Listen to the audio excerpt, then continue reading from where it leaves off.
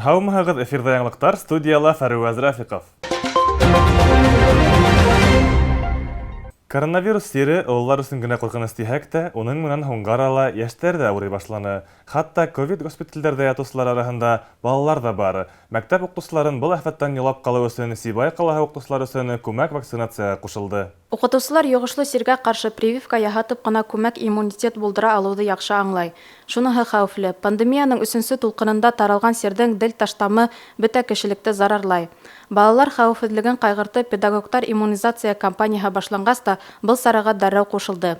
Яңы уҡыу йылы башланыр алдынан Мәғариф идаралығының 50 хеҙмәткәре «Спутник В» прививкаһының беренсе кампаниятын эшләтте. В целях предупреждения распространения новой коронавирусной инфекции Коронавирус инфекцияһына ҡаршы тороу маҡсатында беҙҙең Мәғариф идаралығы етәкселеге махсус ҡарар сығарҙы.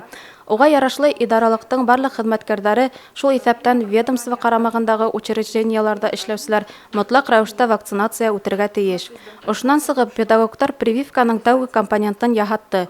Уҡыу йылы башланыуға уның икенсе этабын да үтеп бөтәсәктәр. Педагогтарға прививка яһау өсөн мобиль пункт булдырыуҙа үҙәк дауахана белгестәре ярҙам күрһәтте. Әлеге ваҡытта ҡаланың Мәғариф өлкәһендә 1300-дан ашыу кеше эшләй. Уларҙың күбеһе яҙ мәлендә үк вакцинация үткән. Әлеге ваҡытта ҡалғандар мөһим сараға ҡушылды. Уҡытыусылар яуаплылығына тотош мәктәп уҡыусыларының сәләмәтлеге бәйле булыуына көн кеүек асыҡ. Дилбәр Солтангилдина, Гөлдар Ҡадаева, Александра Юрина, Илдус Сурин. Яңылыҡтар өсөн.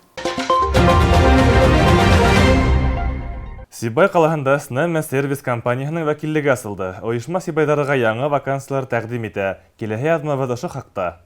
Беҙҙең заманда эш эҙләү, күңелеңә ятҡан шөғөл табыу бик ауыр, сөнки күп кенә ойошмалар социаль пакет тәҡдим итмәй, бәғзеләр кадрҙар һайлауға бармаҡ аша ҡарай. «Снема сервис» яуаплылығы сикләнгән йәмғиәте сәнәғәт төҙөлөшө һәм сервис хеҙмәтләндереү өлкәһендә илебеҙҙә алдынғы урындарҙы биләй. Ойошманың маҡсаты кадрҙар туплау ғына түгел, һәр хеҙмәткәрҙе һөнәри яҡтан үҫтереү. Основным плюсом Был компанияның үҙенсәлеге шунда, эшселәр ҡайһы ерҙә йәшәй, шунда теркәлеү үтә. Йәғни республиканың төрлө ауыл-ҡалаларынан эш эҙләп мөрәжәғәт итеүселәр Башҡортостанда теркәлеү үтә. Шунан ғына улар илебеҙҙә төрлө төбәктәренә эшкә ебәрелә. Йәмғиәттә төп йүнәлештәре булып төҙөлөш-монтаж, ебәреү, көйләү эштәре һәм сервис хеҙмәтләндереү иҫәпләнә. Компания шулай уҡ хеҙмәткәренә социаль ярҙам күрһәтә. Маҡсатҡа ирешеү өсөн иң беренсе нәүбәттә һөнәри белем бирә, төрлө яҡтан камиллашыуға булышлыҡ итә. Предприятиеның программаһы менән тулыһынса Сибай ҡалаһының халыҡ мәшғүллеге үҙәгендә 6 августта үтәсәк вакансиялар ярминкәһендә танышырға мөмкин. Фәруәз Рафиҡов, Гөлдар Ҡадаева, Татьяна Огурцова, Илдус Сурин. Яңылыҡтар өсөн.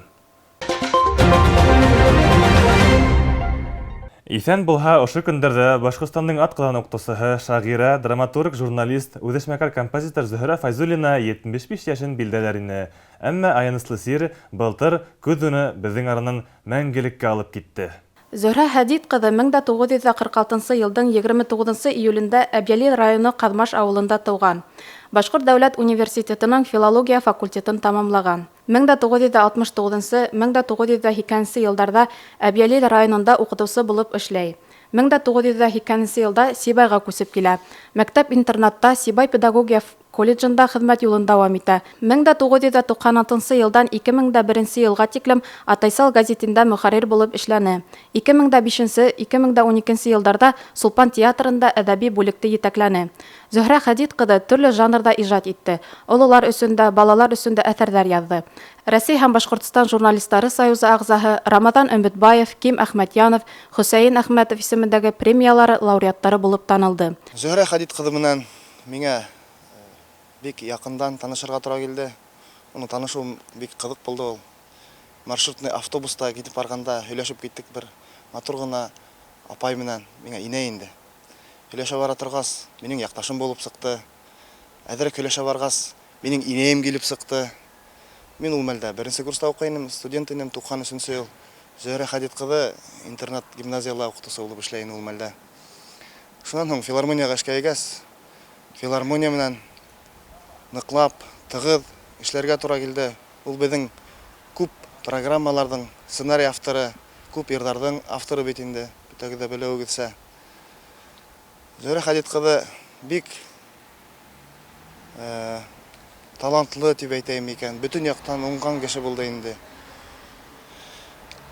Бик ҡыйын хәл инде мына шундай инәйебеҙҙе югалту ауыр хәл.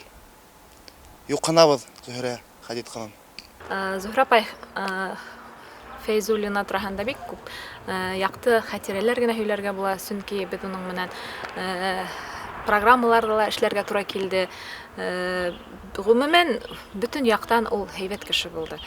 Ниндәй генә йырдарын алһаң да, уның истәлекле, мәсәлән, мына мин үзем беләм дигән йырын башкардым. Баязит Байназаров белән дуэт йырдарын да башкарга туры килде. Һәм тагыла икенче йырсыларның башкаруында, мәсәлән, Үсмиешле хаттар йырын гына алганда шул фиклем матур йырдар язган. Истәлекле йырдар язган дип әйтергә була. Шул ук вакытта мына Альберт Салатовтың «Тәгәрәп китте йөрәгем» йырын алганда ниндәй халыкка үтемле йыр, шулай бит. Димәк, Зөһрә апа ул йырдарды күңелнән үткәреп, барлык хисләре аша, йөрәге аша үткәрелгән йырдар. Шуга ла халык уны матур итеп мына кабул иткән. Талант ияһенән халкына иҫтәлеккә мәңге онотолмаҫ моңло йырҙар ҡалды. Шуларҙың береһе һәр йыл һайын республиканың йөҙләгән мәктәбендә һуңғы ҡыңғырау көнөндә яңғыраған мәктәп вальсы йыры. Ғөмүмән, Зөһрә Фәйзуллинаның билдәһеҙ йыры ла юҡ, сөнки уларҙың һүҙҙәре лә, көйө лә халыҡсан, моңло, фекерле. Башҡортостан Республикаһының атҡаҙанған уҡытыусыһы Зөһрә Хәдид ҡыҙы Фәйзуллинаны иҫкә алғанда мин нимә тип әйтер инем? Ысын мәғәнәһендә күп ҡырлы талант эйәһе тип. Ни өсөн күп ҡырлы? Сөнки ул үҙен талантлы педагог, уҡытыусы булараҡ та, драматург булараҡ та, шағирә булараҡ та һәм үҙенең шиғырҙарына үҙе көй яҙыусы, композитор булараҡ та үҙен был донъяла күрһәтеп, танытып китте тип әйтер инем. Ул миңә ҡалһа беҙҙең халҡыбыҙҙың сәсәнлек традицияларын дауам итеүсе шәхес. Сөнки үҙе үк һүҙҙәрен, шиғырҙарын яҙып, үҙе үк көйгә һалыу, һәм үҙе үк башҡарыу, һәм тағы ла билдәләп үтергәрәк, йәш саҡта мин бейеүсе булырға хыялланғайным тип, шәп бейей торғайным тигәнен дә хәтерҙә. Тимәк, ул бар сәнғәттең барлыҡ төрөн үҙенә, бер үҙенә һыйҙырған оло шәхес, оло талант тип иҫәпләйем. Сибай ҡалаһы ғына түгел, тотош республика мәҙәниәт үҫтереүгә тос өлөш индергән хөрмәтле яҡташыбыҙ беҙҙең арала булмаһа ла ижады тере. Йырҙары яңғырай, әҫәрҙәре уҡыла. Тимәк, ул йәшәй, беҙҙең йөрәктәрҙә йәшәй. Ҡырыҫ һине, Ҡайсағатай. Холоҡмы, әллә ғәҙәт? Әллә уны ҡырыҫлатҡан, тәне тулы йәрәхәт. Ә шулай ҙа моң ишетһә, балҡыр ине кинәттән. Булмағандыр алсаҡлыҡта атайыма тиңләшкән.